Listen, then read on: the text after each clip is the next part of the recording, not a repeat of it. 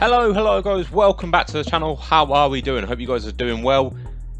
First off, a thank you for the new subscribers for getting me to that 400 mark. The time of recording, I've got 404 subscribers and it's absolutely nuts. When I first started the channel, I didn't think this was possible. So again, a huge thanks to all you guys for started following the channel and showing all the support. It does help and good for my morale. So I appreciate it. Moving on, the video is going to be covering Season 6 patch notes. The gameplay in the background is just a pubs gameplay with the FFAR on the Echelon map, which was a new map last season, and I get 76 kills and less than 20 deaths, so it's a pretty pub stomp map. So even if you're not interested in the patch notes, make sure you stay through to the end of the video, because it is a killer gameplay. But moving on with the patch notes, we're going to be covering mostly multiplayer and anything to do with league play. I'm not going to be really covering any zombies, simply due to the fact that I'm not a zombies content creator. And it'd take me hours because this patch is full of zombie stuff. But let's kick it off. There's been the usual things added, so there's new battle pass, there's new challenges, there's new operators, and more. There's more things added to Prestige Shop, but obviously you guys can check that out yourself on the game. New weapons. There's the Grav, which is an assault rifle, which is available at the moment, and this is essentially the Galil. If you guys ever if you guys ever played Black Ops 2, I think it was, or Black Ops 1. Can't really remember. It was either one of those. It was an AR. It was pretty good. I think it's most similar to a Farah, if you're going to compare it to a Cold War gun. That's exciting. There's going to be also a .410 Ionide, which is a shotgun. Strangely, it's available in League Play at the time of recording. Don't know why. But that'll be interesting to see how that goes. And there's also going to be a LAPA SMG coming later in the season. Don't really know any of the stats, but it'll be interesting to crack on when they come out and see how they perform. There's also been some weapon tuning. The EM2, the TEC-9, the Marshalls, the C58, the LC10, and the shotguns have been affected. So make sure you stay tuned to the video because I'm going to be talking about that a bit later on. Yeah, there's going to be new maps as well with this update. There's the first one's called Deprogram, something like that. It's a bit of a nutty one. Essentially, it's a map in Adler's Head. Some of it's in Vietnam, some of it's in the Pines, and it's a bit of a mishmash map. There's red doors throughout the map which can get you from one side of the map to the other, in and out of the action super quickly. So that's going to be a completely new dynamic to the Call of Duty maps that we've seen in this game, so it will be interesting to see how that plays out. I don't think this is going to be League Play, nor is the other map I'm going to talk about in a minute, simply due to the fact that I think the support for League Play is lacking a bit at the moment.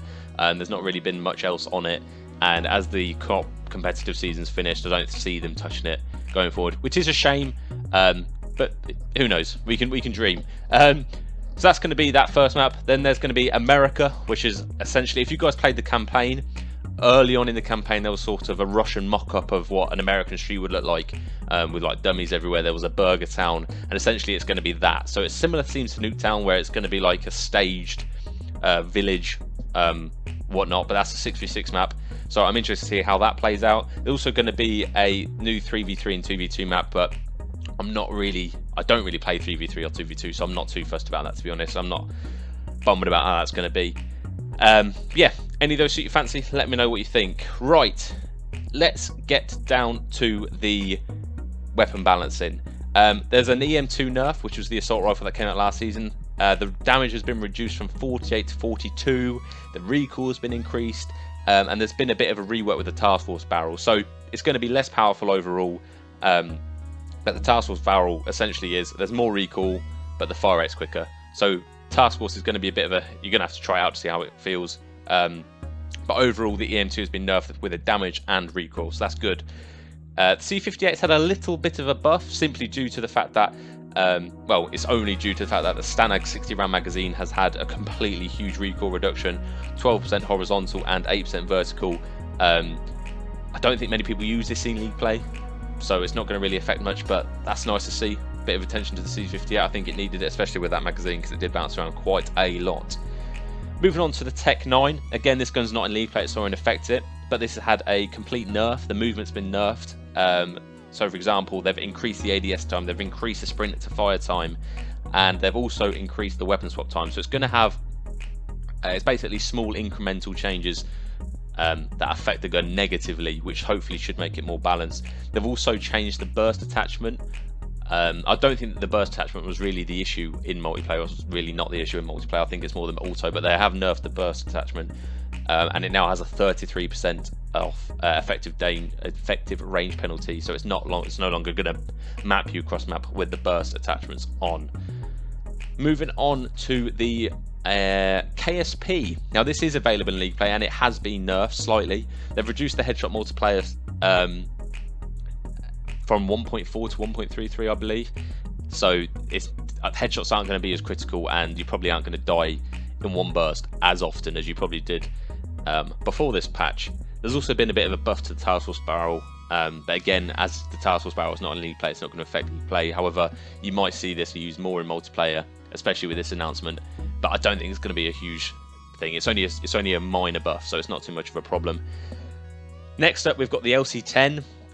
This has had a slight nerf, and I think this has really put it in the exact place it should be. So the headshot multiplier has been reduced on this as well, and this essentially means it's just not gonna require one less headshot to get a certain amount of shots to kill, which means it's going to kill you less quickly, less often. So you're probably not going to be able to get beamed by it as much as you would have before this patch. But I think the LC10's in a nice spot now. I think it did need a little bit of an extra nerf, and I think this is that, so I think that ticks the box. There's a huge nerf to the Marshals, which were the sort of handheld shotguns essentially. So they've nerfed the range, they've nerfed the Dragon Breath and the fire speed. So I never really used it before. I'm probably not going to use it now, even though it's, well, especially as it's been nerfed. But hopefully it's not going to be shitting on me in multiplayer when I jump on just to chill out on some pubs. The shotguns, overall, they've not really changed. However, the Hoya, I think that's how it's pronounced, and the Street Sweeper have had a slight nerf just in the visibility when shooting. So when you're shooting whilst walking, or you're just shooting generally, there's a bit more of an effect while it happens. So statistically, it's not changing. However, visually, you're going to see a bit more of a mess when shots are fired. So really, just going over what those weapons are. The EM2, I think, needed a nerf, so I'm glad that's happened. I haven't tested it out yet, so I'm not really sure if it's where it should be. C58 Buff probably wasn't needed essentially, but it's nice to have. The TEC-9 needed something. Whether the movement nerf will be enough, I'm not really sure. It's going to be something that I'm going to have to test in the season and let you guys know. Yeah, and with regards to the other adjustments, I think they're perfectly adequate. I don't think we needed anything more than that. But let me know what you guys think. Do you think the TEC-9 has had enough of a nerf? That'll be the biggest thing, I think, which will split people, as well as the EM2, because anyone using the EM2 or the TEC-9 on pubs were just shitting on people all over the place. So that's enough. That's it with the weapon balancing. Obviously, you've got weapon XP and double level XP coming out this weekend, starting on the 8th of October, I believe. So if you guys want to get those early levels in, grind at the battle pass, make sure you play this weekend, and the double XP will help you get those levels and level up your new guns. Other than that, there's not really much else to say. They've added new prestige levels and things to the prestige shop. So there's the new Street Sweeper, even though it's been slightly nerfed. There's a new Street Sweeper variant or blueprint in the prestige shop, which looks pretty cool. And obviously they've updated the main lobby theme for season 6, which you guys probably know because you've probably already jumped on. But I hope this video has given you a bit of an insight into the specific changes for each of the guns, and hopefully if you haven't had a chance to get onto the game, this gives you a general idea of what's new, so on and so forth. There has been slight adjustments to Warzone. I know there was an update to it, but I'm not going to cover that in this video. I'm not really a Warzone content creator yet. But yeah, hopefully these weapon changes have been enough, and I don't get shut on by the TEC-9 anymore in pubs. Let me know what you guys think about the adjustments, and I'll catch you guys in the next video. Ciao for now.